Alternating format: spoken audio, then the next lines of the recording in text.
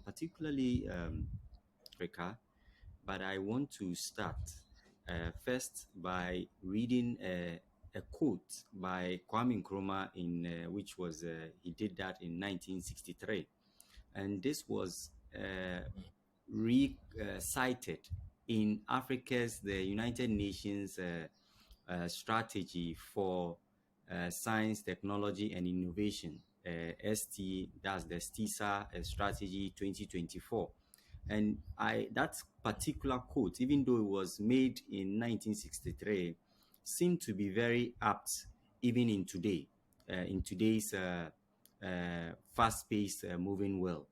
And Nkrumah made this quote. I said, "We shall accumulate machinery and establish steelworks, iron foundries and factories. We shall link the various states of our continent with communications. We shall outstun the world with our hydroelectric power. We shall drain marshes and swamps, clear infested areas, feed the undernourished, and rid our people of parasites and diseases. It is with the possibility of science and technology to make even the Sahara bloom into a vast field of verdant vegetation for agricultural and industrial development." Nkrumah made this speech or this quote at the Foundation Summit of the Organization of African Unity in Addis Ababa in May 24th, 1963. I don't know if you would like to respond to this quote by Nkrumah in 1963. That's interesting. I was looking forward to this discussion because just off of checking your post on Facebook, you are a very well read person.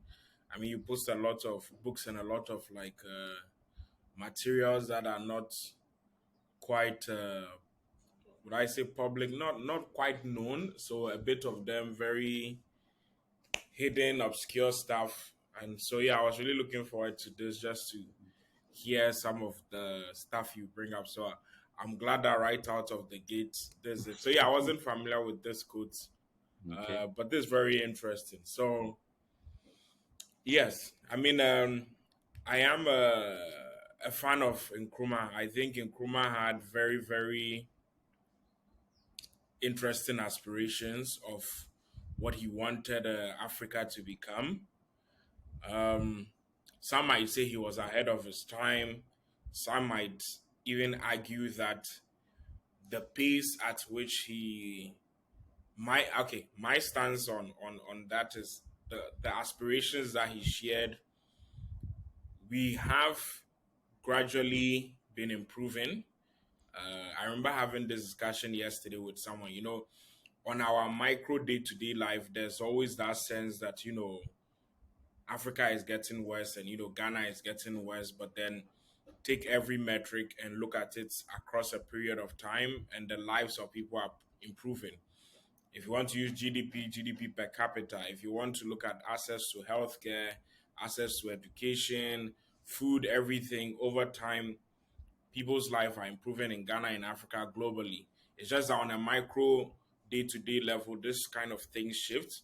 So it makes it a bit frustrating, when you see your CDs that was worth something, a couple of months ago, not worth that anymore. You feel it on a day-to-day level. But so yes, those aspirations, they are over time happening, but I'll say that on big enough, revolutionary enough level, there are still some places that we are somewhat behind based on some of those specifics. So, yes, it's good that, Nkrumah shared those aspirations. And maybe what that means is that young people who are innovators should be inspired by those words, pick up you know, the torch and then carry it on and see how we can actually build that. And I am of the strong belief that a lot of those aspirations are achievable through emerging technology. Emerging technology are very transformational. And so if we really want to bring those things into reality, yeah, emerging tech is what it will take. Awesome. And Do you mind sharing what catalyzed your interest in AI or technology to start with? What really instigated your introduction into this space? Yeah. Um, so what drove me into AI was actually a problem that I wanted to solve, and that was the issues that exist in healthcare. So growing up in Ghana, to be honest, going to the hospital was one of my least favorite places.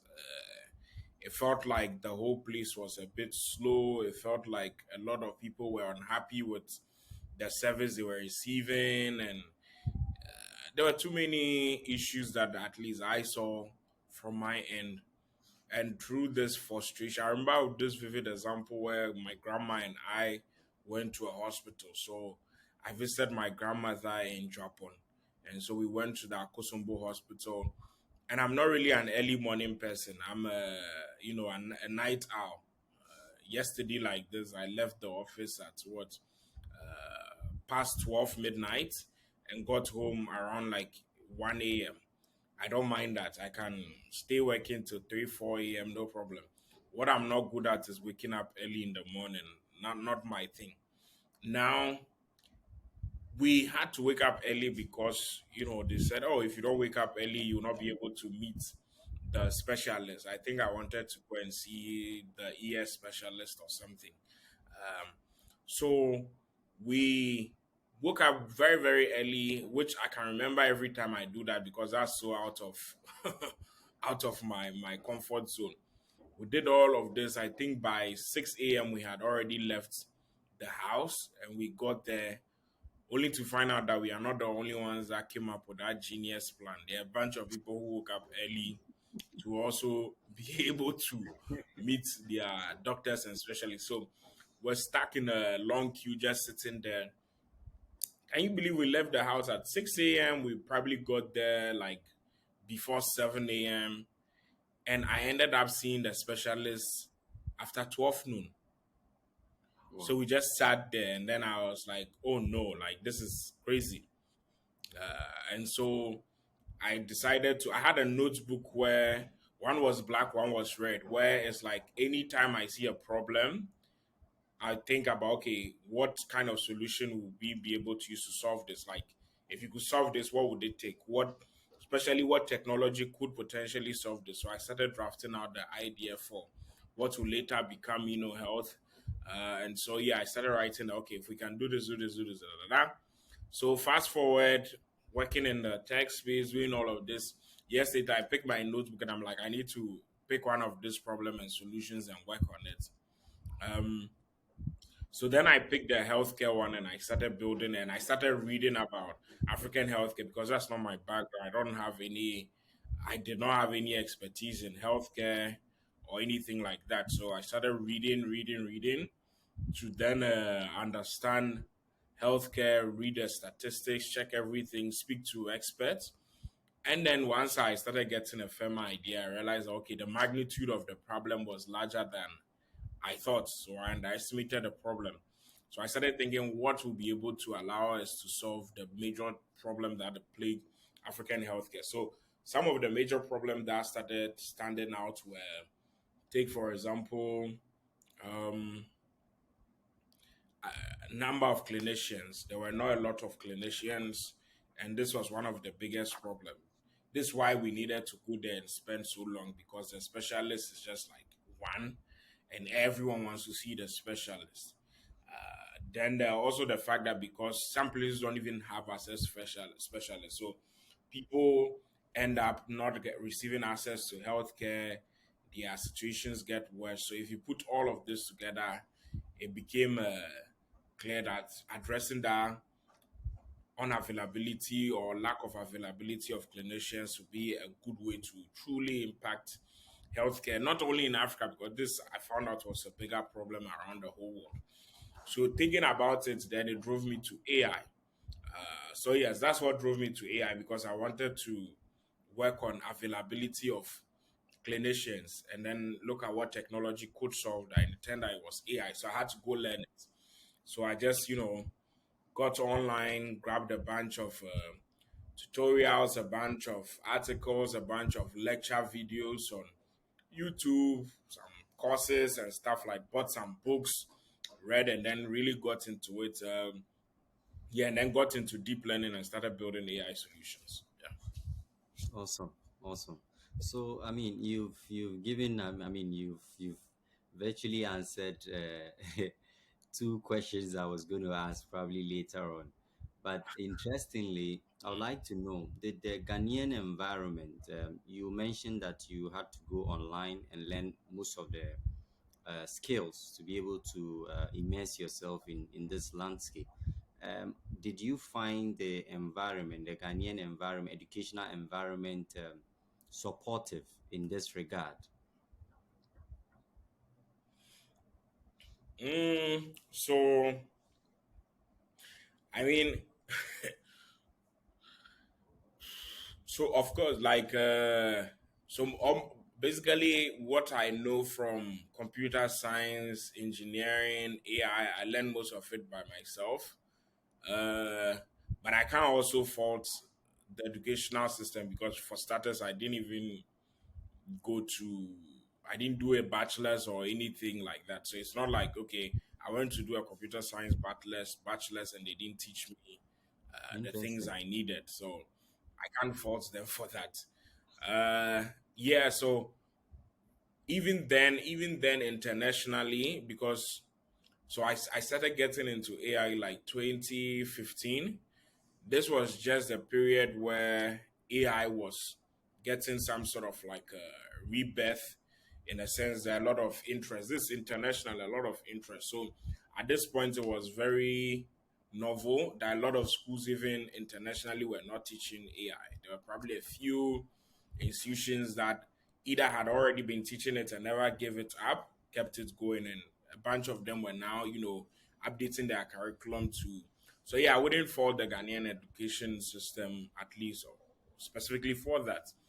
Even though there's no doubt that there's a lot of limitations in our educational system, especially when it comes to preparing young people for emerging technology, and then the world that is coming, the world that is going to be dominated by generative AI foundation models, the chat GPTs and everything.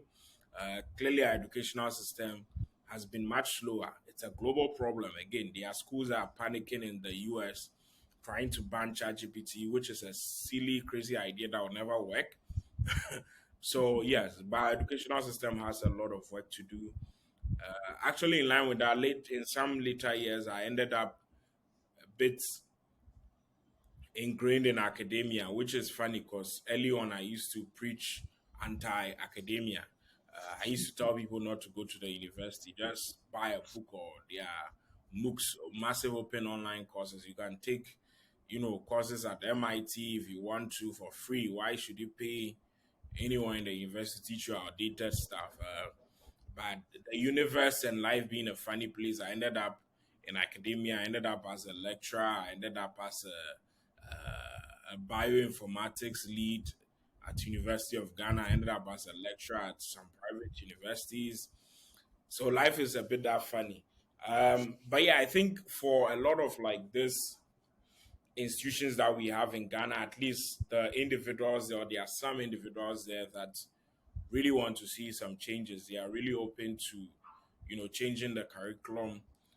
The private university that I taught at, when I got there and then I saw the curriculum that came from the board that, approves curriculum and everything, I told them that this is outdated and it won't work out for AI. Like, are you okay with me changing everything? And they gave me the free will. So I rewrote the whole curriculum again from scratch, made it focus on deep learning, neural networks, Python, and everything. So yeah, we have quite a way to go, but we have the right sentiments about it. Okay, great. So, I mean, you are at present the CEO of MinoHealth or MinoHealth. Forgive me for the pronunciation. And what really I've seen, I've read some of your papers, some of your works, both in health and then in the agricultural landscape. I'm interested in what your conception or your idea is of what constitutes an ideal AI ecosystem in your experience with MinoHealth. Hmm, that's a really good question. What constitutes a good AI ecosystem? Hmm, I would say, first of all, what will constitute a good ecosystem, regardless AI or not, is growth. So any ecosystem that is rapidly growing and evolving is a good one. So in the space of AI, if we are looking at the Ghanaian AI ecosystem, West African, African, whatever the case might be, if it is a healthy one, it is one that is transforming across the board. So there are more people joining the ecosystem on different levels. There are people that are shifting from, let's say, novice to mid level to experts. There are all this transformation that are happening within the ecosystem, and they are active. So if we take again academia, if we take, let's say, governance, if we take private sector, the AI ecosystem is booming in all these areas, or is very active. So private sector, there are businesses that are being created, there are businesses that are growing, they are scaling up using AI. If you look at public sector or governance, you are having government putting in place policies, standards, regulations to guide the space of AI, help it grow. And then if you look at academia, the curriculum is being updated to factor in what is changing. Not just teaching AI, but teaching the fact that, like, regardless of what you're majoring in, regardless of what you're studying, AI will be influencing that. So how do you already start tapping into using AI to do your work better? Yeah. So once you start leveraging that across, and you start having even a lot of training of AI happening outside of academia, so you have, institutions that start up and then they start training young people to learn AI on their own. There's a lot of content.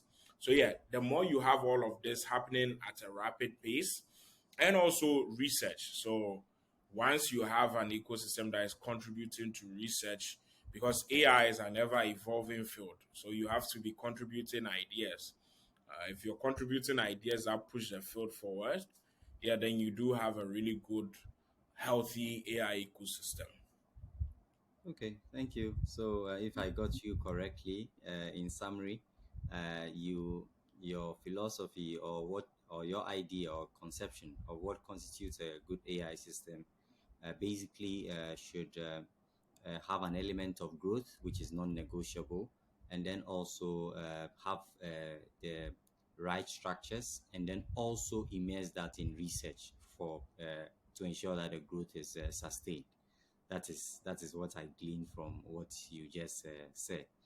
And I'm wondering, in 2018, thereabout, Mauritius was the first country in Africa to introduce or develop an AI strategy. And they've been touted all over the world in that particular pioneering step.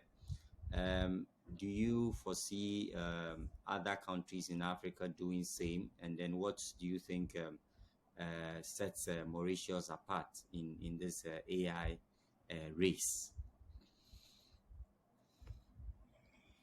Yeah, I think Mauritius did a really good job. But then since then, a lot of African countries have joined that team, if you will. Um, so Kenya has done the same. Tunisia has done the same. Even Ghana, actually, we've done the same. So we worked on a national AI strategy, about two of them, between last year and then the year before. Is a project that was started by, I mean, there were partners that supported it, but it was driven by the Ministry of Communication and Digitalization, and I've contributed as a resource person to this in a number of ways since they started it. So one was coming up with an ethical AI framework for Ghana. Another one was national AI strategy. Yeah. And then even currently we have also have one that was started by African Union itself, which was a continental AI strategy. I also contribute to that as well. Uh, I especially contribute to the AI economy part. So we are working on strategies on how to grow the AI economy for Africa. So actually, yes, I mean a lot of African countries have been very active in coming up with strategies and policies to guide the space of AI. Yeah. Okay, awesome. So, I mean, given what you said about the role of partners in helping develop these AI strategies and policies across Africa, I was just reading an article. I mean, very few minutes. I mean, few minutes ago before the call started. It was written by William Gravett, titled "Digital Colonizer: China and Artificial Intelligence in Africa," and he makes quite very interesting claims. But of course, he has a lot of evidence to back them up. Do you see African governments deeply involved in making sure that they invest in AI as compared to the hands of foreign partners? Of course, we cannot rid ourselves totally of such collaborations, but if countries like China, for instance, have an aim of becoming the AI lead in, say, by 2030, and there's a deliberate national focus to invest to get this done. So obviously, they are not working with partners, but they are trying to be the lead globally. Do you think there's something to glean from this disposition of China and other global powers who seek to lead the world in AI? Yeah. So what is happening is that in the space of, let's say, geopolitics Hmm. and multilateralism, every player is kind of like game theory.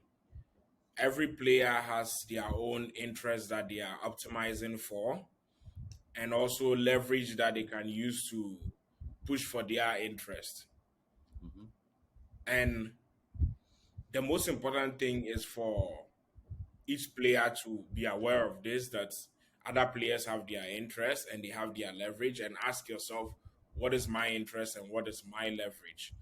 Um, Also connected to game theory, the AI race is not a zero sum game.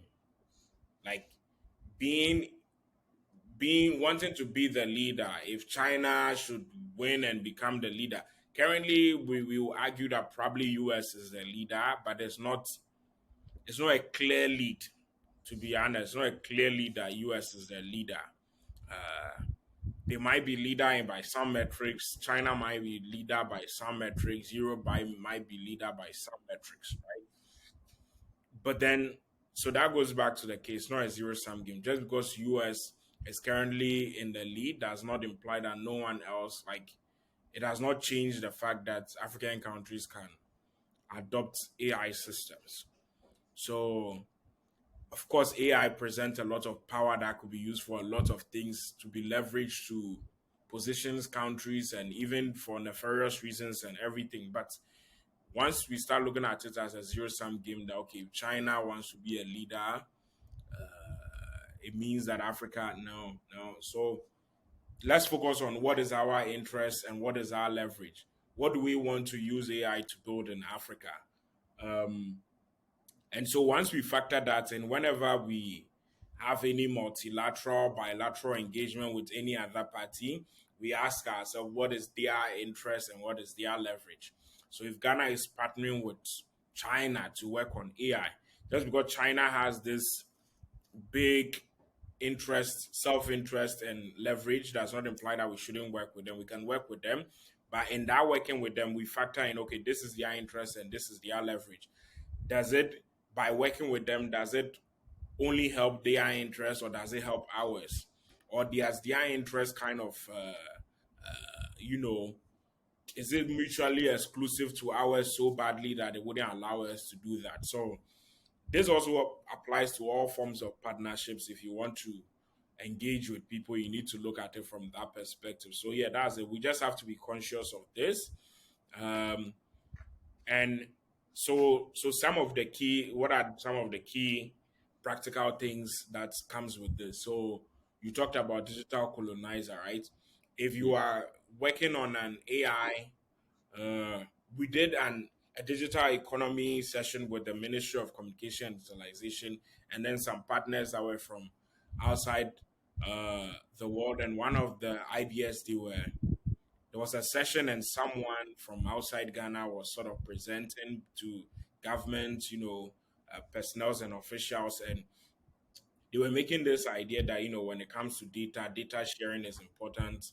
We should be open to sharing our data with other parts of the world so that it allows for analysis.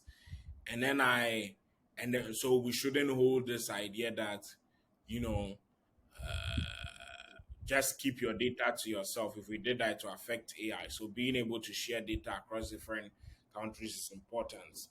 And then I hopped in, and my point was that, so if you look at multilateralism, right? You have sovereign nations. You also have collaborations, which is what you do with multilateralism. United Nations are collaboration across sovereign nations. And you have bilateralism. Ghana has nice partnerships with Germany, with UK, and some of these places. Just because you want to work with another country, you want to share ideas with them, and you want to collaborate, does not imply that you don't have sovereignty anymore. So, in the same way, data sharing is important, but data sovereignty is also important. They are very, very sensitive US data. They are very, very sensitive European data that will never leave. The EU does not. The EU basically makes sure Facebook that runs in Europe is different from Facebook that runs in America and Africa. They are restricted by EU because EU cares about data sovereignty, protecting the privacy and security of their people. And so, in the same way, Africa has to look at things from that perspective. We share data, we share research data, we collaborate and do everything, but we also have to protect the privacy. We also have to protect our own sovereignty. So, once we factor that in, yeah, you just have to be balanced when it comes to those things.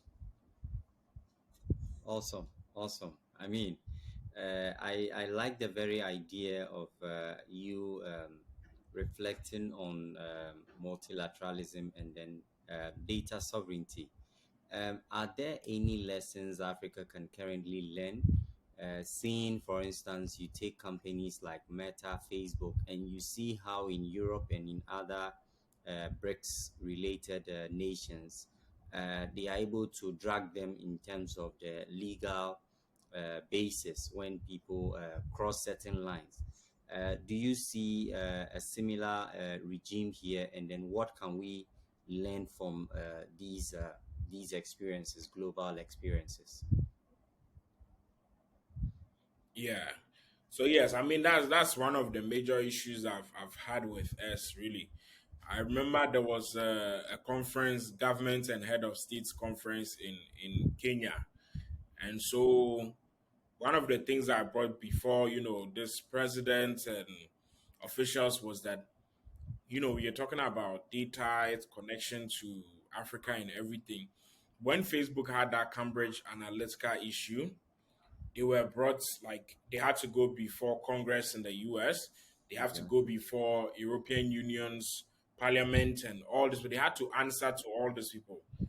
Why did they not answer to African Union? Why did they not answer to any African nation? But we do know that we were actually connected. We do know Cambridge Analytica had presence in a lot of African countries. Ghana is allegedly even on that list where Mhm. they abuse Facebook to influence, elections and stuff. Ghana and a number of African countries are on that list. Why is it that no one called them to then, question them? Okay, why did this happen? How do you prevent it? So clearly, either we don't respect ourselves or Facebook does not respect us, neither of which is a good thing. So yeah, we should be able to, but also someone would say it's a buying power thing. Maybe Facebook recognizes that Europe has a lot of purchasing power, and therefore they have to oblige. If not, it goes against them. Or if what's the name? The same for the US. If they ever ban out of it, yeah. But those are some of the things that we have to look at. We need to we need to get to a place where these global platforms have respect for our citizens that are on their platform, and we need to call them to question whenever they breach that. It's very important. If not, Africa just becomes the place that anyone that wants data illegally, if anyone wants to abuse people, just do anything they want for their own benefits, or try anything that is risky and they won't be allowed to do in their countries and continent, they'll bring it here. So we really have to learn from that. Okay, awesome. I see in your profile and experience, you've done some very good work with the WHO, and then is it the UN as well, and then you have some contributions in Africa's AI strategy as well. Uh, how do these nations, for instance, take Ghana, Nigeria, how do we plug into that continent-wide strategy, given that each country is now making a conscious efforts to develop a strategy? How do we harmonize it as a continent? For instance, when you take the regime, the AI regime in Europe, you can see some. Of course, there are issues about how individual nations would manage certain cases, but you see a certain form of uniformity when it comes to hailing these big data companies when there's a data breach of a sort. Do do you see a similar regime in Africa, given your experience with the AI strategy groups that you have worked with on the continent so far? Yeah, so that's very true. Uh, on one level, one could argue that the African Union does not have as much uh, influence on the individual member states as compared to European Union. European Union has strong influence, and basically a lot of um, even legislative task for the member states in Europe has been pushed to European Union itself, which is not really the case in Africa. But that one aside, so for example, African Union convenes, they also do their heads of states and governments, what's the name? High level conferences and stuff. They have regular meetings between member state, the presidents and everything. They share ideas. So once we are done with this strategy, or we are done with like the first version and whatnot, they send it before all of this member states, their heads of states, their advisors when it comes to digital technology, innovation, all those stuff. They come together, they present it to them, they let them know that okay, this is what the African Union strategy for you know growing AI is.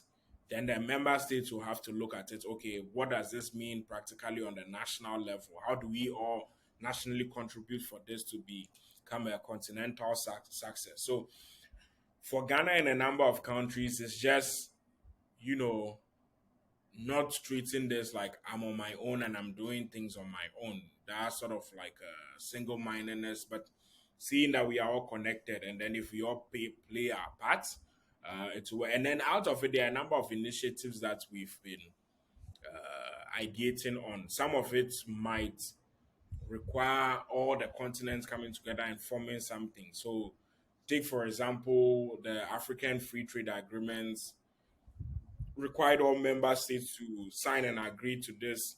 That applies to all of us. There'll be certain ideas like that that will require all member states to officially agree and play parts to their yeah. So once everyone contributes their parts to it and sees it as like, if it's Africa alone, if it's Ghana alone, we are not as strong. But if it's all the member states of Africa contributing it, we can build a very, very strong AI block. Yeah, that would hold a lot of weight. Okay, great. So I think since we start, I think for almost 30 minutes, we've been playing around the idea of AI. I mean, globally looking at various concepts and all that. Let's drill it down to healthcare. What has been your experience with AI in healthcare? I mean, globally, and then then we dovetail it to Africa. What has been your experience? The applications of AI that you have seen globally and in Africa, and if there are any disparities and any insights you would like to share. Yeah, I mean, so AI for health is a very interesting field. So when we started MinoHealth, like once I looked at and I was like, okay, we need to develop AI solutions to address this thing. This is still like 2015. There were very few players in AI for health globally, period. Like it was still in the early phase. So since then, a lot has changed. I remember, somewhere in like 2017, the acceptor, I used to go to different facilities then talking about AI for health that, okay, we have this AI systems that we want to, roll out, try out. And everyone was like, what is that? Why would you want to? I can remember some drilling that I went through where someone kept asking me, why would you? He said why, and I was like, oh, the reason why. He said, no, no, no. Why would you use AI to do this? And then, is it legal? And I was like, I don't know what you mean, but there's data protection. We are registered with the data protection, da da da da da. And they're like, no, no, no, no, no. That's not what I'm asking. I'm asking, is it legal? Why would you do this? It was so funny. Anyway, so things have changed a lot since back then. There's been a lot of acceptance of AI in Ghana, in Africa, globally, and different people are at different stages. One thing I would say is that don't believe the hype, which is that, like, if you watch certain videos as far as AI for health in Europe and America, they make it sound like, oh, like it's everywhere already. It's not. It's not. There's a lot of like AI for health research going on in Europe, but there are very few facilities that are health facilities that are using AI for health. And that's just based on the way their regulations are set up and everything. It takes forever to get like approval to get an AI system out there. And so there's a lot of systems being built all across Europe, but very few of them are being used and impacting lives. The same applies to the US. The US is a bit better now. The FDA has been approving a gradual amount of like AI for health systems. Interesting enough, one block that was surprising was South America. So when we went to South America, you don't usually hear about AI for health company or even AI companies being in South America. It's only North America and then Europe and China. But there are a lot of players in South America. We had a meeting in Brazil that was early 2020, and so a lot of them present. They came around, showed the AI systems that they had built, and the level of maturity had was really interesting. Yeah, so there are players all around that are not as loud as some of the famous players like the Americas, the Europes, and the China. And some colleagues of mine will argue that China also, the level of adoption of some of these solutions, especially for health, is exaggerated. So there's that difference between what you see just based off of media and what is really on the ground. So I would say globally, AI for health is still a maturing phase. We are now at the point where regulators are kind of understanding it and seeing how to deal with it. And it's so, yeah, in Africa, the only difference is that maybe we don't have as much AI for health companies. But yeah, as far as the actual uses of AI for health, like on the ground, like I don't see any huge difference like that, to be honest. Okay, yeah. So I mean, having mentioned South America, which some will consider as the global South. I mean, in pejorative terms, um, would you? What's your take that AI is usually has an elitist ideology in terms of how it is integrated? That vulnerable populations that actually need AIs to bridge the gap do not get the optimum outcome of AI. Do you subscribe to that school of thought? Absolutely not. Absolutely not. So yesterday when we were at the office towards and we had this long, like 2 hour debate about AI, where we are headed to, what foundation models are going to mean for the world, the recent mayhem about Bing's AI and the things it's been saying, apocalyptic stuff. Are we headed for doom and all this stuff? Anyway, one of the things we discuss is that people generally always say that about new technology. They always say that, oh, this is elitist and it's only going to be for the rich, but there's no technology in human history, at least digital technologies, that has stayed that way. The laptop. So, yesterday, for example, we were checking. So, one person made the argument that maybe when a new thing comes out, we just use so we have the most expensive thing now and the least expensive thing. When a new thing comes, we replace the most expensive now with it and take the most expensive now and drop it. So maybe but no, that's not the case. When we looked at laptops, no, or even just personal computers, the first Macintosh that was released was like two, without adjusting for inflation, was like $2,000. The second one that was released was about $5,000. The first one was a bit hacker driven. When they built their first one, serious one, Macintosh 2, it was about $5,000. When you adjust by inflation, it's about $13,000. Imagine today, there's no computer that's $13,000. For $13,000, you can build like a mini rig or a workstation that you can use to run like a server. For a personal single computer, there's no device that is 13,000. So the personal computer pricing has fallen so much that 13,000 will now probably buy you like 13 different really, really cutting edge computers today. And if you want computers, there are computers that are literally $100 that you can now buy. Take mobile phones, the same thing happened. When you had all those rota phones or whatever they are called, they were crazy expensive. Now you can buy a smartphone for also $100. You can even buy a smartphone for $50 if you want to. So you see this all across any technology. When it comes in new, yes, because of cost of production, it will be expensive. So maybe only certain groups of people will be able to afford it, but no technology stays that way. One reason being Moore's law.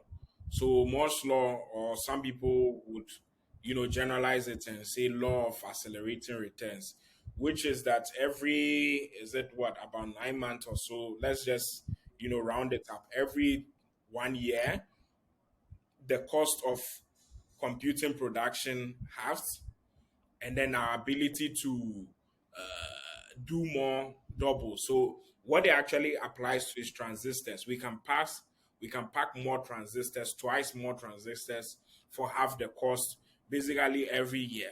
So if you look at this, what happens is that for every year the cost of production reduces and then the ease of innovation increases. So that's why every new thing that comes out, the price is eventually going to drop off. It's going to become so cheap that everyone can afford it. And we've seen it. Like smartphones are across everywhere. Like even in Ghana, if you go to some rural areas, it's not uncommon to see people using, Android smartphones from, the Asian brands and stuff like that. And those smartphones are capable of running apps, doing computations that are the computers, that's kind of like a personal computer, really, a smartphone.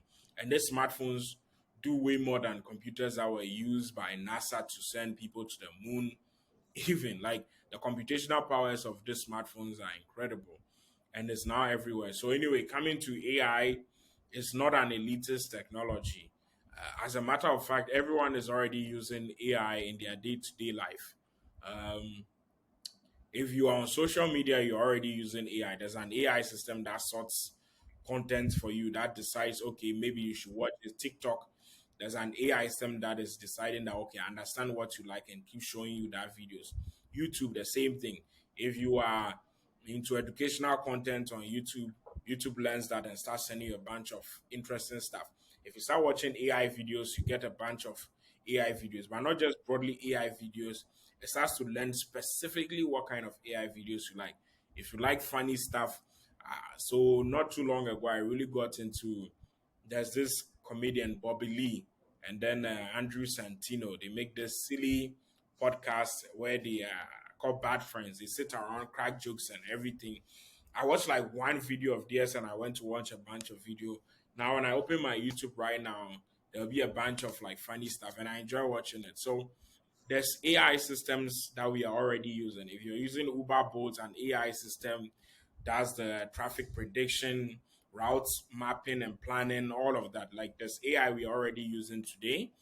Now, for me, those are cool.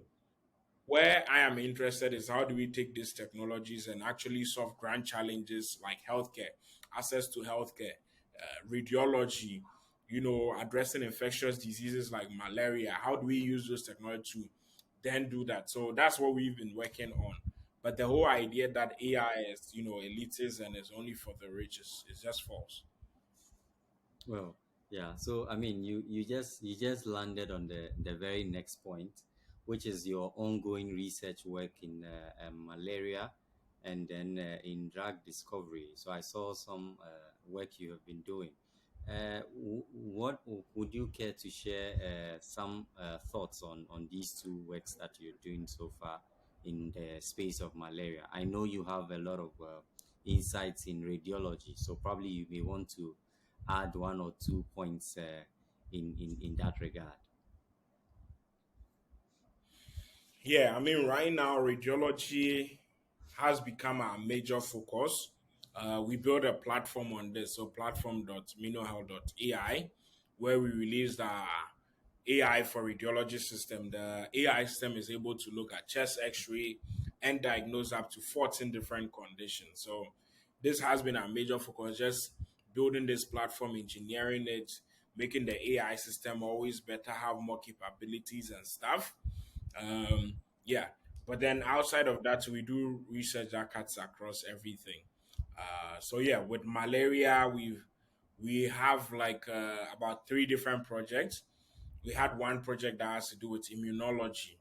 So we work with WACBIP, West African Center for Cell Biology and Infectious Pathogens, where so interesting enough, in biomedical science, it's still not quite clear why certain people have high immunity and some people have low immunity towards malaria. So that's what we were working on with machine learning. We built a machine learning from the MinoHealth AI labs, where this AI system was able to look at data of people with high immunity and low immunity. So we use data from children in Kintampo and children in Accra, and people in Kintampo have really high immunity because they are more exposed to the parasites.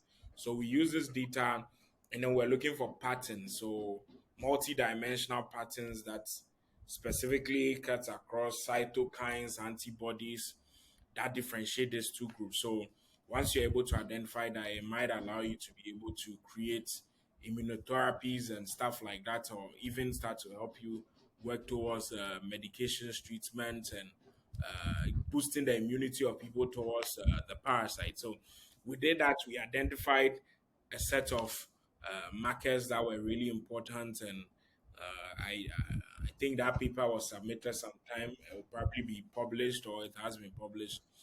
I haven't, I don't know yet, to be honest.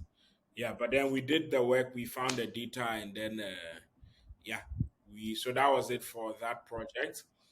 Then we currently have one project with Imperial College London that has to do with molecular diagnostics. So the goal of that, so they are developing this handheld device that you can then use to rapidly test for malaria. It's supposed to be close to PCR, but it's handheld, cheaper, more accessible.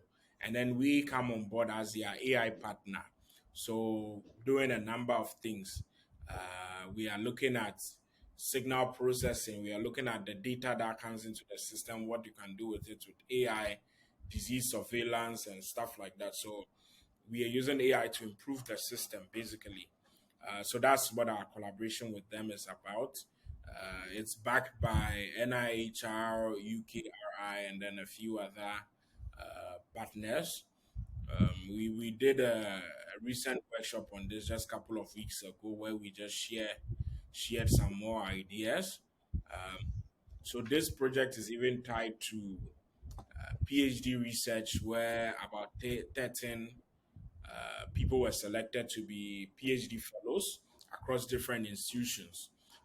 And so I'm serving as a PhD supervisor for one of the streams of this, which is focused on data integration and application. So looking at broadly data science, artificial intelligence in the scope of molecular diagnostics for malaria and other infectious diseases. So this system will make it possible to rapidly diagnose people when it comes to malaria, but it does something that the RDT cannot do, which is what the PCR does, like species identification, counting, like parasite density, can do a number of those stuff. So that's one cool thing we do.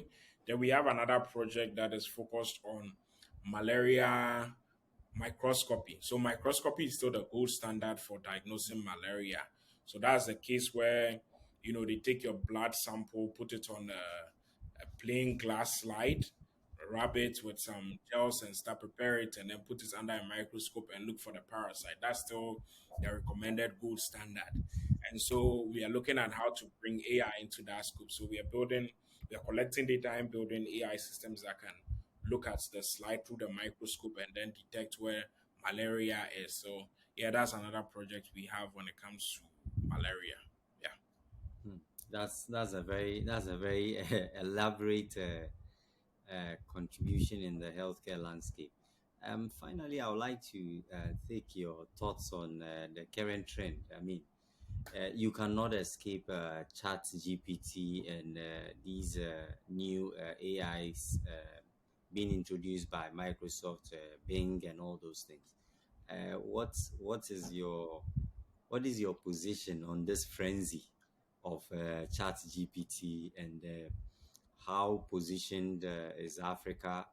How well positioned is Africa to leverage on this technology, and where do you think we are going with all this? Yeah. Um yeah, there's a lot of thoughts that I have about ChatGPT and everything. So for starters, let's found so ChatGPT is a type of large language model or foundation models, and the technology behind this is incredible. It's beautiful, actually. So there's a simple algorithm behind it called the transformer, and what the transformer is doing in this case is just predicting next word by looking at a context of word. So if I give you the boy is and then dash school. So is the boy is going dash school. What is going to be the word they're going? Like just asking an AI system to predict missing words, predict next word, missing words, and you give it large enough text, the AI system is able to then learn, you know, how to properly spell words. It learns proper grammar, syntax, semantics, concepts, start learning topics. And just out of that simple idea, you now have systems that you can literally ask that, oh, write me computer code that can do this, and it's going to generate. You can ask it that, oh, I have this thing. Let me give you some document from my company, and I want you to generate a very detailed report for me, but make it sounds very official. It will generate it. Okay, make it friendly. It will do it. So all of that just from predicting next word. So for me, the implication of that for science, the implication of that for or just the processes of what it means for neuroscience, what it means for psychology. It means, for example, what the human brain is probably potentially running on a very simple algorithm. And then once you scale it up, it creates some emergence and all of that. So now on the benefit of ChatGPT, there are a lot. For me personally, I already use it to do a lot of administrative tasks. When it comes to my work involves dealing with a lot of documents. There's someone in my office that handle administrative tasks, but a lot of some documents I still have to do it myself. So what do? I just ask ChatGPT to do it for me. Actually, just a couple of days ago, we put out this engineering blog article where we explain the new version of MinoHealth .ai, the version that supports object detection and everything. It's meant to be an update release note. So we went into a few details about the tech and everything. So I shared it with a journalist, and then they said, "Oh, that's good, but it's a bit technical. Can you give me a bit of a summary that is less technical?" Now I could have sat down, taken everything, taken some time and did it. I just took the whole article and sent it to ChatGPT and asked ChatGPT to come up with like an easy summary that is like oriented for news, but a cool, but less tech savvy audience. And in just a few seconds, I had it. So I just copied it. Then I asked it to change the title for me, gave it to it. It came up with some new titles. Even our social media post, we use ChatGPT to do it. So yeah, we do that. And then the engineers are also like we come up with a lot of ideas. Currently, we are building some new AI systems, and we have some ideas.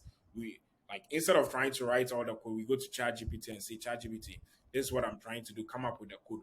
Then we use that as first draft of code. We start making changes to it, adapting it, or we communicate with ChatGPT to improve the code, do all the stuff. So that's even just for us how we already use it. So technically, we are using ChatGPT to build. So we are using AI to build AI. We are using AI to help us to build AI just to make our work easier. Sometimes we ask it to do documentation. Code documentation is something developers don't like doing. So you just send it the code and say, come up with a document that explains this code, and then we do that. So as far as if we wanted to list all the use cases, it will be endless. Every field, I'll be very shocked if someone can tell me that they have some work that there's nothing in their work that ChatGPT or some foundation model cannot help them do. I'll be really shocked. A friend of mine creates educational. They have an edtech company where they create educational materials. They create storybooks, interactive storybooks and stuff.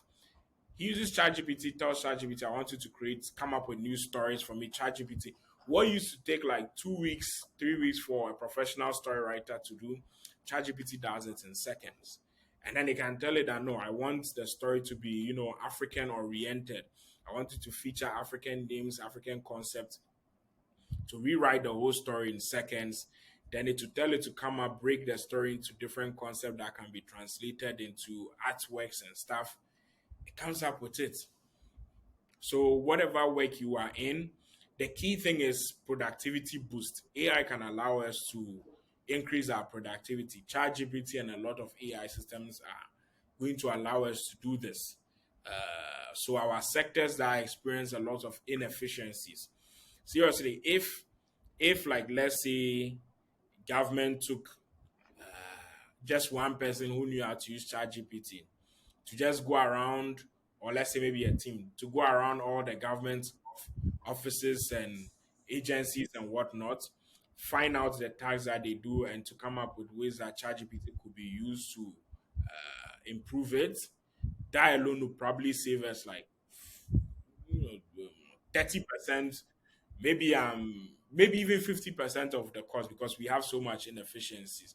It will increase our revenue, everything by maybe another like 50% or even more actually if you just tap into it. Like, and this is even just using the free version without using the pro version, we can actually change and improve a lot of stuff.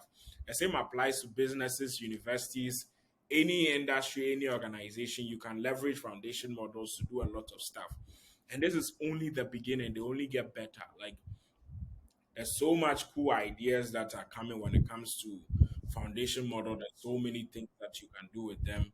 I mean, we are already having some plans, but that's something else. There's so much that you can do when it comes to this space. This is going to, like, yesterday we were saying this, that we don't really realize what is going on. Human history is is forever changed, but we are looking at it from a day-to-day basis, so we don't fully like accept what is happening yet. But what is actually happening is that we've just crossed a new threshold in human history and there's no going back.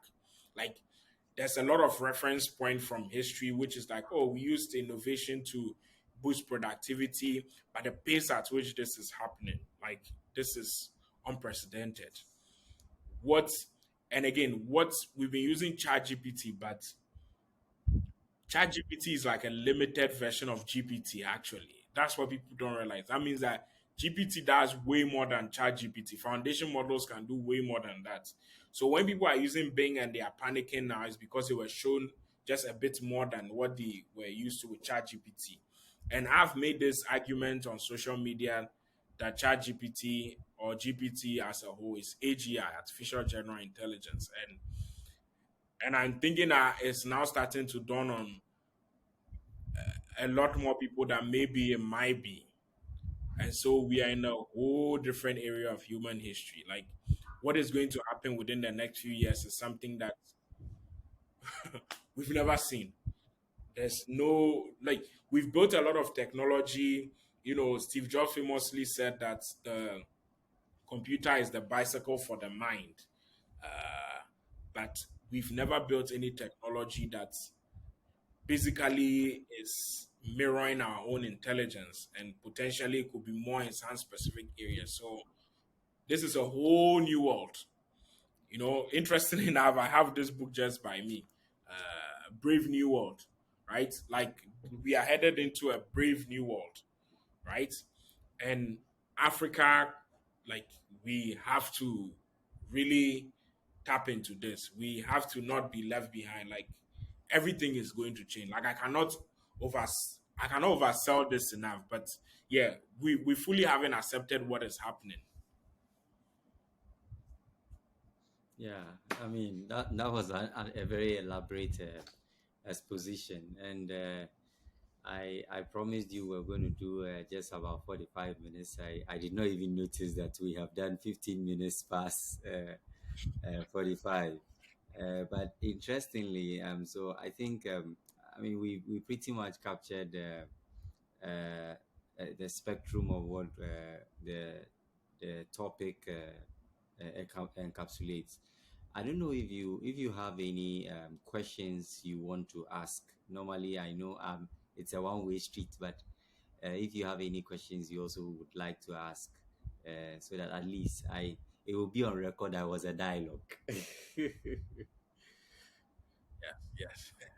Okay. So I mean, I have a few questions. One is, you know, so just I would like to know a bit more about yourself, like what you do. You know, I've seen some social media posts and stuff, but what you do, and then I have some follow-up questions about that. Okay. Okay. So, well, I'm a trained pharmacist, and I work as a franchise leader for a pharmaceutical company here in Africa. We are currently in about almost 20 African countries presently. So I specialize in areas like oncology, nephrology, even malaria. In fact, I have about almost 7 therapeutic areas that I oversee. But I love in environments where ideas are shared, and more to the point, where Africans are at the forefront of of these ideas. So that is actually what catalyzed the idea of creators. And I noticed that, for instance, if you take our science textbooks, the GAST and what have you, I did not learn about African scientists. I did not learn about African pioneers.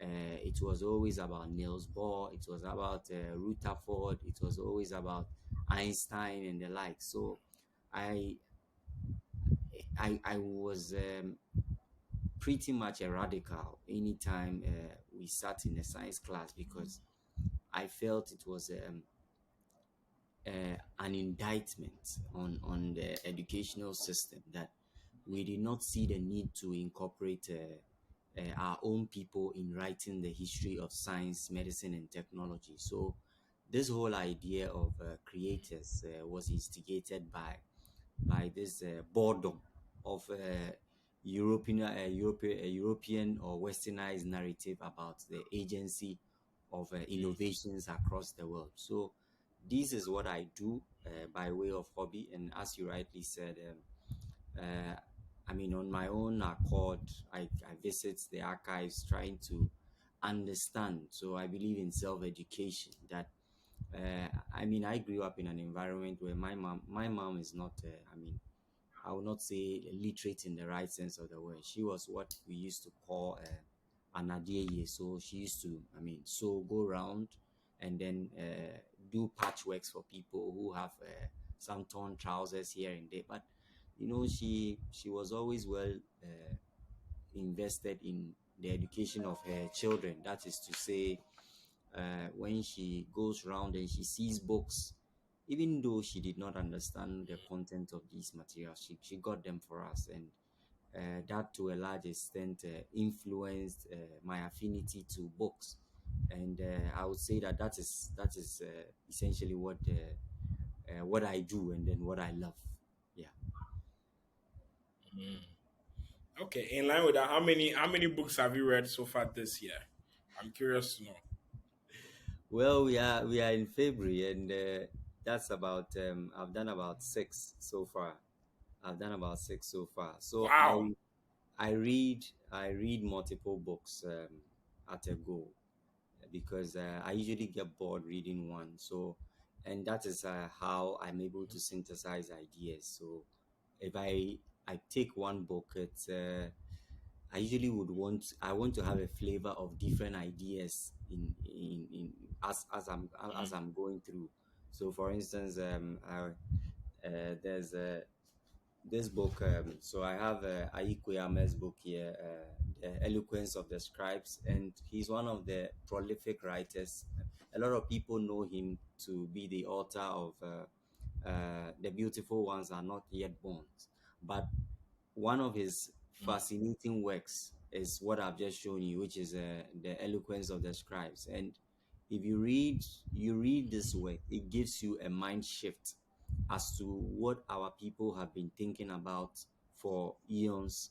People see certain ideas today on social media, and then they credit it to certain people as if these are present ideas. But if you read what the likes of Aikoyama have been writing as far back, I mean, immediately after colonization, you realize that these guys were far ahead of their time. So this is just one of such books. And then also, like I said, I love medical history a lot. So there's another work on the medical systems in Ghana, which was written by Ghana's first professional medical sociologist. That's the Professor Patrick Jimisi, so PTA, normally called PTA. And then there's this book. I don't know how many times I've read it, but this book is written by the late Professor Kwame Jeje, and I've had it on my desk for as long as I can remember. So every month I'll say I end up rereading it, because Professor Jeche is one of the most prolific minds you can ever read when it comes to philosophy, and his ideas transcends the spectrum of life, just like the late Professor Kwame Kwesi Redu. So there were three of them. So Professor W. Ibrahim, Kwame Jeche, and then Redu. So these are just three of such books. The other book is not too far from here. So this so the fourth is from a young gentleman I've not met before, even though we are friends on social media. So he's in the person of Fifi Anaman, and frankly, young people like yourselves, who are Africans or Ghanaians, or even in the diaspora, who have affinity to the black race or the African race, interests me. And this young man, I must confess, is one of the most prolific writers I have encountered in the last, let me say, decade. The work he's done, chronicling the history of the Black Stars, or our sports history. For me, we may at some point have to, when we build a museum, we may have to create a special section to house this particular book, because the depth of research that went into this work is fascinating. And a lot of people, so the last but one is the work by, I'm sure you've seen him on Facebook. He's Dr. Albert Kobna Mensah, and he wrote Yeah. this book on the scholar's journey. And this particular work for me is instructive, because usually we find ourselves in a space where a lot of people do not want to share ideas. But when you meet people who are writing, so Nkrumah Nkrumah at the inaugural ceremony of Ghana National College somewhere in 1948, he made this statement about uh, Ghanaians or young people moving away from just talk and then being doers. And I would say that Dr. Albert Kobna Mensah has lived to that creed, because he does not just talk about a better Ghana. He has another book on his idea of what Yeah. constitutes a better Ghana. But for me, I think this if this may be his magnus opus, if I'll be very transparent with you, because scholars sometimes would hide how they gravitated to the top, what were the key insights, what were their shortcomings, how they were able to make a global impact in terms of scholarship. What he has done with this work is to document with forensic care how to be a scholar. And I think there could be no better way to contribute to the development of Ghana or Africa than writing this book. So for me, it is a masterpiece, and definitely a must read for everyone.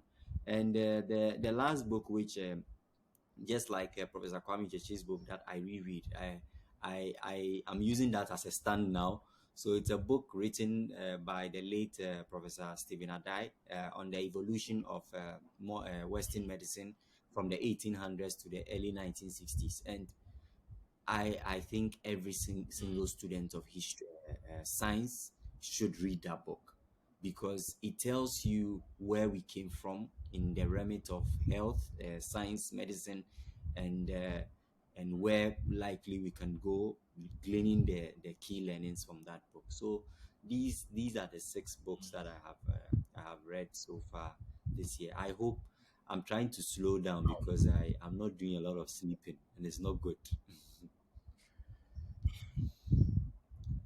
Oh wow, that's really really really impressive. To be honest, like yeah, you are an amazing person. You're an amazing person. I do you have like a blog where you share some ideas that you've come across and stuff like that?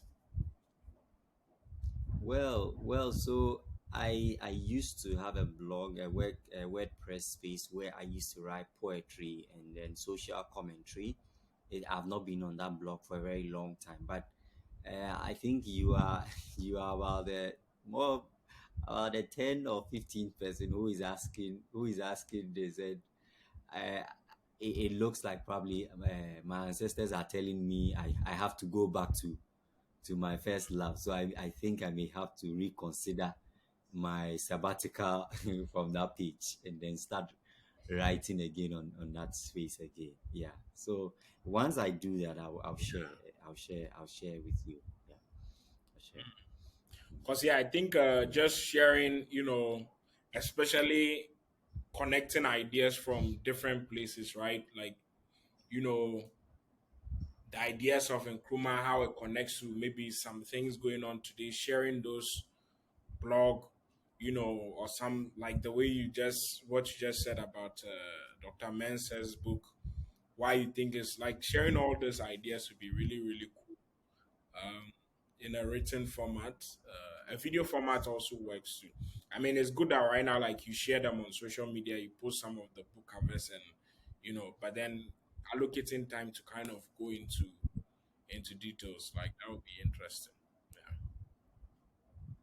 Will do. Definitely will do. Definitely will do. Aye. Okay. So thank you very much, Darlington. I know I can afford 1 hour, 17 minutes of your time, but you have been very charitable with your time, especially on a Saturday. And I would want to say, on behalf of all people who will be listening or watching, commenting, sharing, and critiquing for us to get better. We want to thank you for your time today, and we wish MinoHealth AI Labs the very best in all your endeavors. At minimum, let's brighten the corner where we are, and let's make Africa the continent to be. And I believe this is a century that Africa can leverage on our past failures to be able to usher us into a better world in the next century. Thank you very much, Darlington, and then have a good weekend. Bye bye. Thank you, Reginald. Thank you for having me. Enjoy your weekend too. All right. Okay. Bye.